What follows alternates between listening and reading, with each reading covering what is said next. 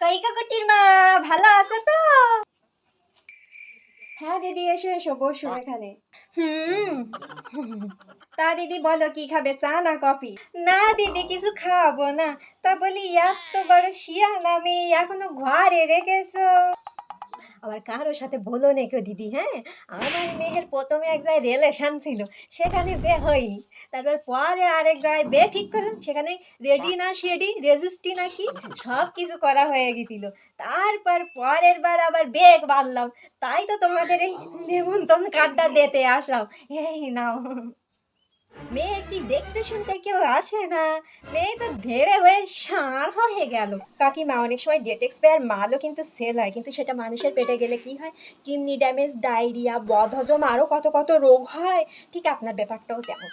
হ্যাঁ, তা দেখছি দিদি তোমাদের বাড়িতে এই মেয়ের জ্বালায় তো আসার মতো নেই।